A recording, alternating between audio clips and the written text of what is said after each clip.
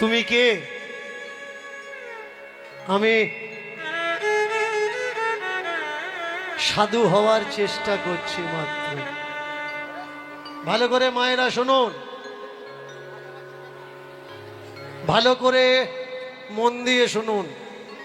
আমি প্রথমেই বলছিলাম কে সাধু? যার মালা আছে, তিলক আছে, চৈতন্য আছে, এ সাধু না। এটা হলো একটা বহির্বাস, বাইরের সাজ পোশাক, আভূষণ। সাধুকে তত্ত্ব বলছে, তত্ত্ব বলছে সাধু সেজো না,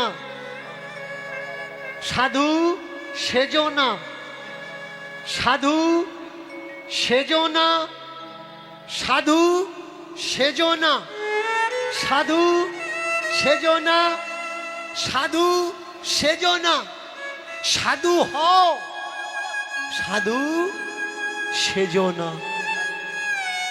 সেই ওপরওয়ালা ও ছাড়া আর বিশ্বে কেউ সাধু নেই। তাই সাধু হওয়ার চেষ্টা করো, কিন্তু সাধু সেজো না। আর সাধু হতে গেলে মালার দরকার হয় না, তিলকের দরকার হয় না, চৈতন্য টিকিট দরকার হয় না, নিরামিষ খাওয়া লাগে না, খাবার তাক দেওয়া লাগে না, বারব্রত করা লাগে না, তিথি গ্রহ নক্ষত্র বাঁচা লাগে না, দীক্ষা নেওয়া লাগে না। সাধু হতে গেলে সাদা হওয়া লাগে। সাদা হলে তবে তাকে সাধু বলে। পাট থেকে মাথা পর্যন্ত যার সাদা, ও সাধু। সে গলা মালায় থাকতে পারে, আবার নাও থাকতে পারে। সাধুকে আপনার বাড়িতে যে বয়স্ক লোকটা আছে, সংসারের জন্য নিজেকে যে শেষ করে ফেলেছে, ওই তো সাধু। তপস্যা কি? কর্মকেই বলা হয় তপস্যা, কর্তব্যকে বলা হয় পূজা।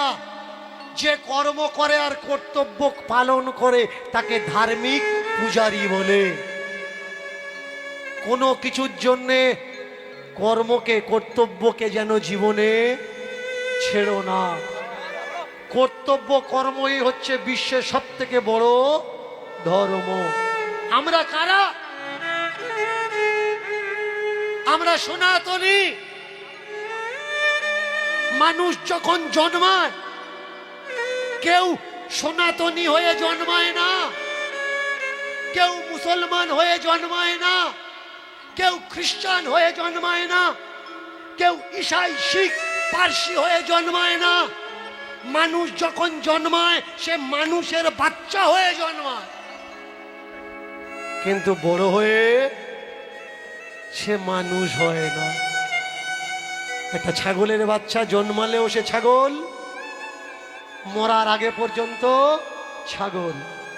একটা বাঘ, একটা শেয়াল, একটা হাতি, একটা সিংহ জন্মানোর পর থেকে মৃত্যু পর্যন্ত সে সিংহ, বাঘ, ছাগল।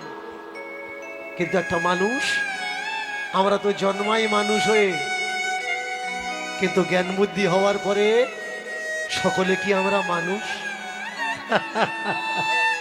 আমি আমাকে মানুষ বললাম, আমি মানুষ নই। নিজে যাকে ভালো বলে সে ভালো নয়, অন্যে যাকে ভালো বলে সেই ভালো হয়। তোমার সামনেওয়ালাকে জিজ্ঞাসা করো, তুমি কি মানুষ? আমি কি মানুষ?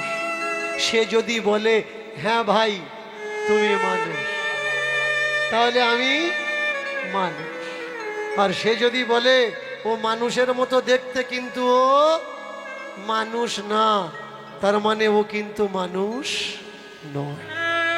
আসুন না ভাই, না हिंदू बनो ना मुसलमान बनो, मालिक खुदा परवरदिगार ने जन्म दिया है तो पहले इंसान बनो। इंसान बनना है, ना हिंदू बनना है ना मुसलमान बनना है। इंसानियत जिसके अंदर कुट कुट के भरा हुआ है, मुसल्ले ईमान उसे कहते हैं मुसलमान। जो दूजे के लिए जीते हैं उसे कहते हैं इंसान। सनातनी के যে নিজের চিন্তা করে না, সংসারের চিন্তা করে, সমাজের চিন্তা করে, দেশ দশের কথা চিন্তা করে, ও হচ্ছে সনাতনী। আর যে নিজের চিন্তা করে অন্যের চিন্তা করে না, ও স্বার্থবাদী মানুষ, কিন্তু সনাতনী না। আগে বোঝা লাগবে ভাই, আগে মানুষ হও, তারপরে গিয়ে তুমি সাধু হবে। তা না হলে সাধু হলে মানুষ হলে না, মানুষ হও সাধু এমনিতেই হয়ে যাবে। মানুষের আর এক নামই হলো সাধু। তুমি কে? তুমি সাধু? বলে না, হওয়ার চেষ্টা করছি। তাহলে তুমি যদি সাধু হলে ভাগবত শোনাও ভাই, ভাগবত শোনাও। তুমি যদি সাধু হলে ভাগবত শোনাও ভাই, ভাগবত শোনাও। আর তুমি যদি সাধু হলে ভাগবত শোনাও ভাই, ভাগবত শোনাও। তুমি যদি সাধু হলে ভাগবত শোনাও, ভাগবত শোনাও ভাই, ভাগবত শোনাও। তুমি যদি সাধু হলে ভাগবত শোনাও, ভাগবত শোনাও, ভাগবত শোনাও। বড় ভালো লাগে শুনতে ভাগবত, বড় ভালো লাগে শুনতে ভাগবত, বড় ভালো লাগে ভাই শুনতে ভাগবত। বড় ভালো লাগে ভাই শুনতে ভাগবত। ভাগবতের ভিতরে আছে সুন্দর সুন্দর মত, সুন্দর সুন্দর পথ। আর ভাগবতের ভিতরে আছে সুন্দর সুন্দর মন, সুন্দর সুন্দর মন, সুন্দর সুন্দর পথ ভাই, সুন্দর সুন্দর মত। সুন্দর সুন্দর মন ভাই, সুন্দর সুন্দর মন। ভাগবত শোনাও ভাই, ভাগবত শোনাও, ভাগবত শোনাও ভাই, ভাগবত। ভাগবত শোনাও ভাই, ভাগবত শোনাও, ভাগবত শোনাও ভাই, ভাগবত শোনাও। সাধু কয়ে কোন ভাগবত শোনাবো বলো? সাধু কহে কোন ভাগবত শোনাবো বলো? সাধু কয়ে কোন ভাগবত শোনাবো বলো? সাধু কহে কোন ভাগবত শোনাবো বলো? এক ভাগবত স্বর্গধামে মর্ত্যধামে হয়, আর এক ভাগবত পাতালে লুকায়িত রয়। আর এক ভাগবত পাতাল লুকায়িত রয়। আর এক ভাগবত পাতালে লুকায়িত রয়। আর এক ভাগবত পাতালে লুকায়িত রয়। কোন ভাগবত, কোন ভাগবত, কোন ভাগবত শুনবে বলো আমার কাছে ভাই? যে ভাগবত শুনবে তুমি তাহা শোনাবো, যে ভাগবত শুনবে ভাই তাহা শোনাবো, যে ভাগবত শোনাবে ভাই তাহা শোনাবো। যে ভাগবত শোনাবে তাহা শুনবো। উপরেতে 10 লক্ষ 1 লক্ষ মরতে, উপরেতে 10 লক্ষ 1 লক্ষ মরতে, উপরেতে 10 লক্ষ 1 লক্ষ মরতে, উপরেতে 10 লক্ষ 1 লক্ষ মরতে। 10,000 মন্ত্র আছে পাতালের লোকেতে, 10,000 মন্ত্র আছে পাতালের লোকেতে, 10,000 মন্ত্র আছে পাতাল লোকেতে।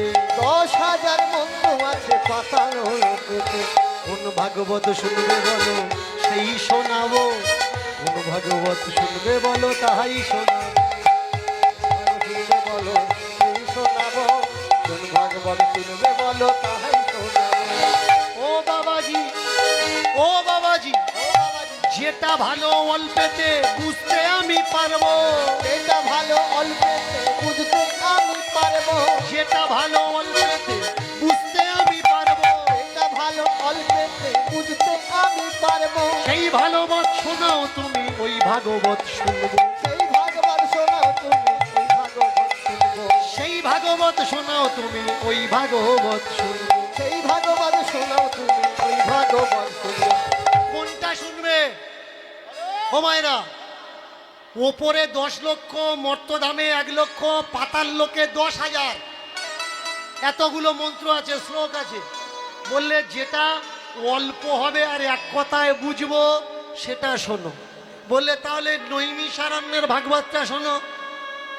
নৈমিষারণ্যের ভাগবত হচ্ছে 4টে শ্লোকে ভাগবত, 4টে শ্লোকে, চতুর্শ্লোকা ভাগবতম স্বয়ং পূর্ণম, 4টে শ্লোকে ভাগবত, পূর্ণ ভাগবত। তাহলে 4টে ভাগবত শোনো। বললে তোমার যেটা ভালো লাগে সেইটা শোনো।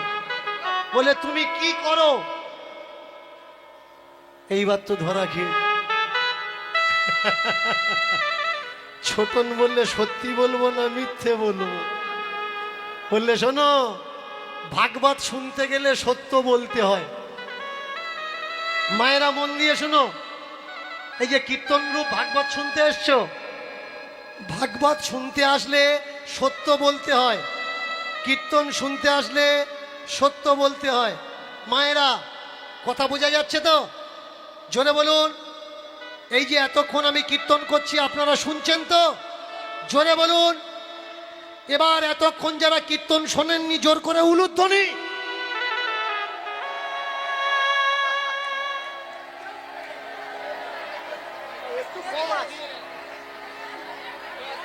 এ দোষ কিন্তু আমার নয়। আমি বললাম এতক্ষণ যারা কীর্তন শোনোনি তারা উলুধ্বনি দাও। কীর্তন শুনে বাড়ি যাবে আর পরে বলবে কি করলো বুঝতে পারলাম না। আরে শুনবে তারপরে তো বুঝ দেবে। আগে শো নো, ইয়েস আর নো, কোনটা ইয়েসটা না নোটা? Yes yes. মন দিয়ে শোনো, ভাগবত পাঠ হচ্ছে 4টে শব্দে ভাগবত। সদা সত্য কথা বলবে, সৎ পথে চলবে, নিজে কাঁদবে না, কাউকে কাঁদাবে না। ভাগবত কি? সৎ পথে চলবে, সত্য কথা বলবে, স্বয়ং সম্পূর্ণ ভাগবত। পরস্ত্রী পরদার গ্রহণ না করিবে, পরের ধন সম্পদ দ্রব্য কখনো নিজে না লবে। 4টে শ্লোক। সৎ থাকো, মালা নেওয়া লাগবে না, তিলক নেওয়া লাগবে না, তপস্যা করা লাগবে না, সংসার ছাড়া লাগবে না, জঙ্গলে যাওয়া লাগবে না। আমি বলছি তুমি ভগবানকে না ডাকলেও ভগবান তোমাকে ডেকে নেবে। সৎ পথে থাকো, সত্য কথা বল। বলে এতগুলো তো পালন করতে পারবো না। বলে তাহলে এসছো যখন, ভাগবত শুনেছো যখন, একটা প্রতিজ্ঞা করা লাগবে। বলো কোনটা পালন করবে? 4টে নিয়ম আছে, কোনটা পালন করবে বলো? মায়েরা কোনটা পালন করবে বলো? গয়ায় গেছেন তো? গয়ায় গেলে ফলদান করতে হয়, গয়ায় গেলে ফলদান করতে হয়। আর ওই ফলটা নাকি আর খেতে নেই। চালাক যারা তারা কি দান করে বলো তো? যেটা খায় না, যেটা খায় না ওটা দান করে। চমৎকার। দেখো মায়েরা, বললে আমি একটা প্রতিজ্ঞা করব। সেটা কি? সেটা হলো আমি জীবনে মিথ্যে বলবো না, সত্য বলবো। বলে তুই বল তুই কি করিস? বলে আমি চুরি করি, আমি চোর। তোর নাম কি? বলে আমার নাম ঘাটন দাস। যেই বলেছে ঘাটন দাস, বলে তোকে তো আমি চিনি, তুই এত বড় চোর। মানুষ তোর নাম শুনেছে কিন্তু তোকে জীবনে এখনো কেউ দেখেনি। শোন ঘাটন, তুই যদি আমাকে গুরু মনে করিস, আমাকে বাবাজি মনে করিস, আমাকে সাধু মনে করিস, শোন তোকে আমি একটা জ্ঞান দিয়ে যাই। জীবনে তুই অক্ষরে অক্ষরে পালন করবি, তাহলে জীবনে তুই ঠকবি না। ভগবান তোর টাকা লাগবে না, ভগবান তোর কাছে চলে আসবে। কি করব? বললে শোন, জীবনে মিথ্যে বলবি না, সত্য কথা বলবি। আর চুরি যদি করতে হয় গরিবের বাড়ি চুরি করবি না, রাজার বাড়িতে চুরি করবি। যার আছে তার বাড়ি চুরি করো। যে গরিব মানুষ খেটে খুটে করেছে তার বাড়িতে যেন চুরি করো না। সঙ্গে সঙ্গে ঘাটন বলে উঠল, ঠাকুর আমার পায়ের ব্যথা আর নেই, আমি যাব আজ থেকে রাজার বাড়িতে চুরি করব। রাত্রি তখন অনেক, পায়ে পায়ে টিপে টিপে সেনাপতির বাড়িতে এসেছে। সেনাপতির পোশাকটা চুরি করে নিজে পরে নিয়েছে। আস্তাবল থেকে একটা বুড়ো ঘোড়া টানতে গিয়ে একটা বুড়ো ঘোড়া চুরি করে নিয়েছে। তার পিঠে উঠে রাজ দরবারের সম্মুখে এসে দরজা বন্ধ, ওখানে এসে জিজ্ঞেস করছে, "এই, দরজা খোল।" ভিতর থেকে আওয়াজ আসছে, কে? ও তো কথা দিয়েছে, সত্যি কথা বলবে, মিথ্যে কথা বলবে না। দরজার ওপার থেকে দোর বন্ধ করে দিয়ে যারা গার্ড দিচ্ছে তারা জিজ্ঞাসা করছে, কে রে, কে তুই? ঘোড়ার পিঠে উঠে বললে, আমি চোর। এতটুকু মতো কাটা ছিল, কাটা ছড়িয়ে দেখে বলে, এ তো সেনাপতি, দেখেছিস আমাদের সঙ্গে কিরকম আর কি করছে, এই খুলে দে, খুলে দে, দোর খুলে দে। ব্যাস, দোরটা খুলে দিয়েছে। রাজা যেখানে ঘুমায় ঘোড়া ছেড়ে দিয়ে সেখানে গিয়ে দাঁড়িয়েছে। রাজার মহলের দরজা বন্ধ ছিল, রাজার বডিগার্ডগুলো দরজা বন্ধ করে দিয়ে গার্ড দিয়ে আছে। এই দরজা খোল, এই কে রে, কে তুই? এত রাত্রে রাজার দরজা খুলতে বলছিস, রাজমহলের দরজা? বললে, আমি চোর, দরজা খোল। ওরা ওদিক থেকে দেখছে, দেখে সেনাপতির পোশাক। এই দেখ, সেনাপতি আমাদের সঙ্গে বদমাইশি করছে, খোল খোল খোল। ও মা, সরাসরি ঢুকেছে রাজা রানী যে পালঙ্কে ঘুমাচ্ছিল, জামা কাপড় দামি দামি গহনা খুলে রেখে ঘুমাচ্ছিল, আর এর কোমরে একটা বড় গামছা ছিল। গামছাটা খুলে বিছিয়ে আরামসে এদিকে ভরেছে, পোটলা ভরেছে, ভরে বেঁধে নিয়ে মাথায় করে আসছে আর বলছে, এই দরজা খোল। দাড়ি বললে, আমরা জানি তুমি সেনাপতি। খুলে দিয়েছে। এবার মেন গেটে, যাই দরজা খোল। বললে, জানি জানি তুমি সেনাপতি।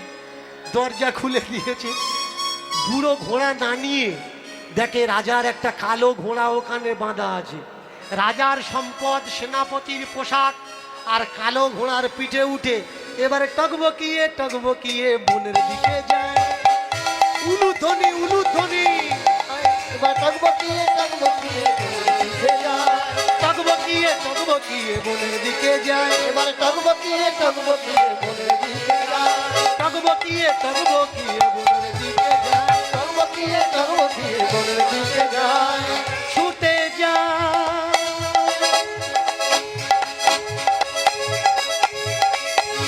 ছুটে যায়।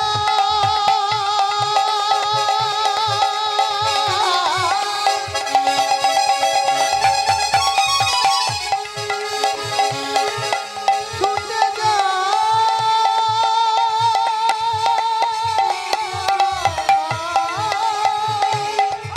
এবার টকবকিয়ে ঘোড়া ছুটে যায়। টকবকিয়ে ঘোড়া ছুটে যায়। টকবকিয়ে ঘোড়া ছুটে যায়। ছুটিতে ছুটিতে ঘোড়া কালী মন্দিরে এলো। ছুটিতে ঘোড়া কালী মন্দির এলো। ছুটিতে ঘোড়া কালী মন্দির এলো। ঘোড়া কালী মন্দির এলো। কালী ভক্ত উচ্চ ঈশ্বরে, মা কালী কি, জয় হো, মা কালী কি, জয় হো, মা কালী কি। জয় হো। বলুন তো মায়েরা, মা কালী কাদের দেবী?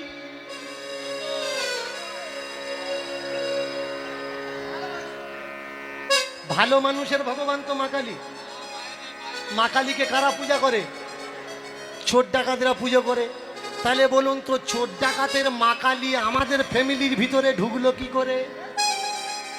আমাদের মাধ্যমিক, উচ্চ মাধ্যমিক, এমএ, বিএ ছেলে মেয়েরা মা কালী পূজা করছে কি করে?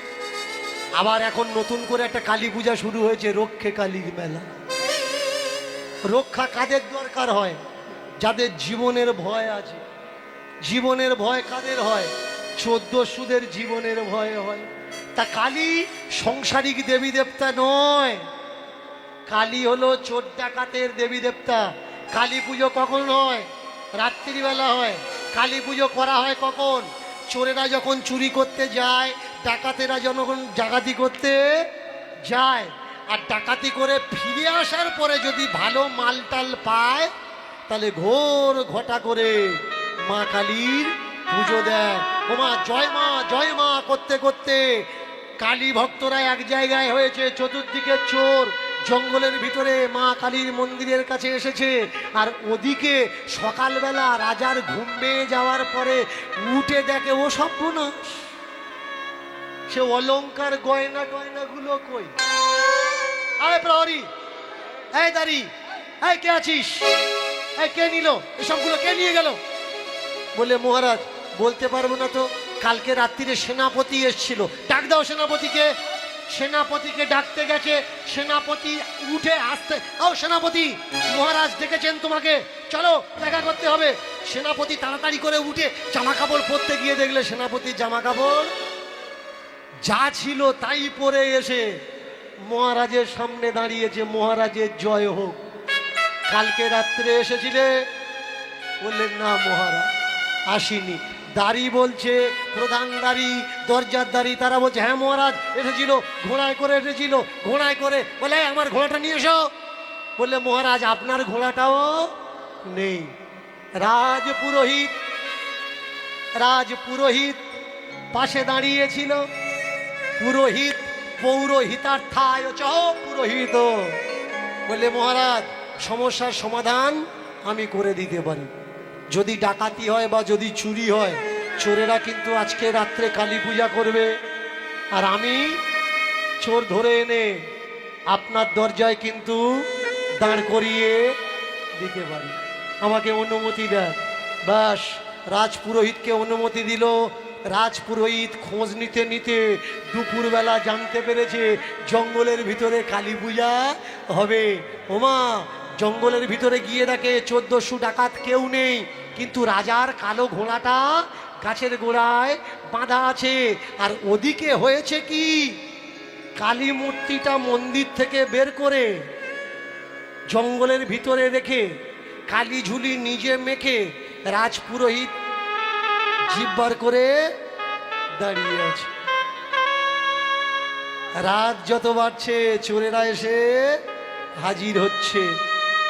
লক্ষ্য করবেন, রাজপুরোহিত কালী সেজে জিব্বার করে দাঁড়িয়ে আছে। কেউ কেউ বলছে হ্যাঁ রে, মায়ের হাত কটা?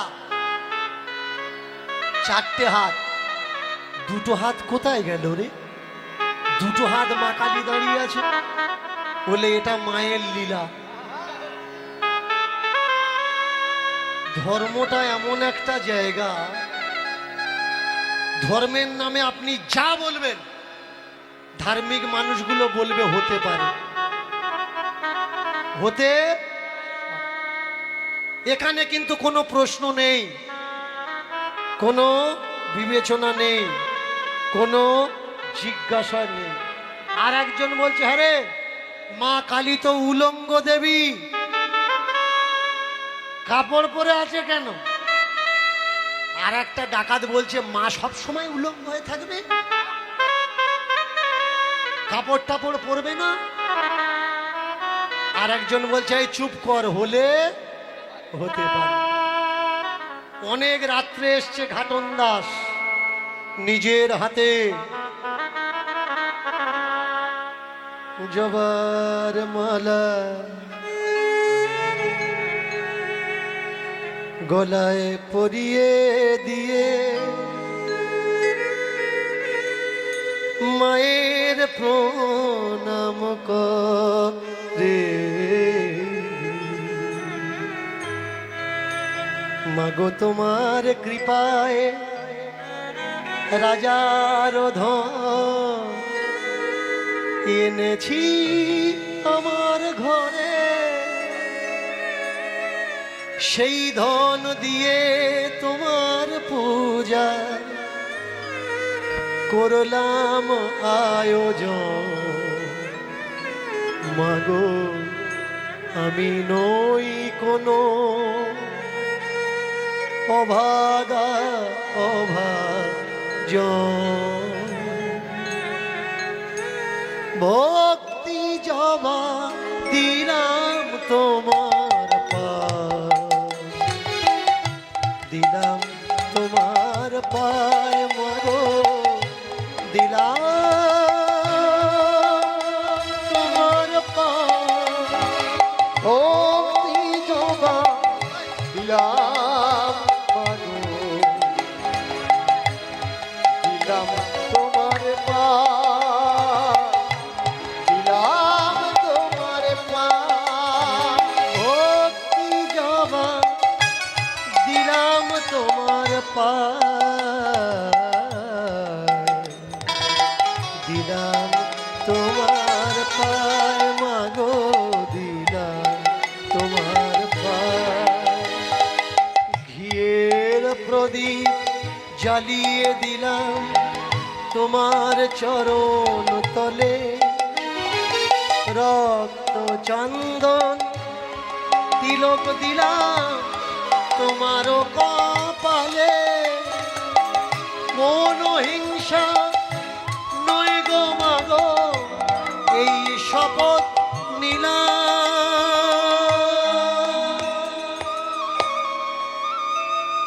আমি ভক্তি জমা ওই চরণে সাজিয়ে মা দিলাম, সাজিয়ে মা দিলাম। আমি ভক্তি জমা সাজিয়ে মাগো, সাজিয়ে মা দিলাম, সাজিয়ে মা দিলাম।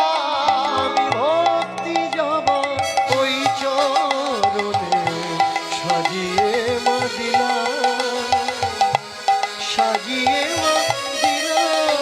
আমি ভক্তি জমা ওই চরণে সাজিয়ে মা দিলাম, সাজিয়ে মা দিলাম। ও মা, যে আমাকে জন্ম দিল তাকে চোখে দেখিনি, তোমার পূজা করি মাগো, তোমায় ভাবি জননী। যে আমাকে জন্ম দিল তাকে চোখে দেখিনি, তোমার পূজা করি মাগো, তুমি আমার জননী। মন্ত্রতন্ত্র জানি না মাগো, শুধু মামা বলতে জানি। এই দুনিয়ায় তোমাকে মা বলে আমি মানি। মা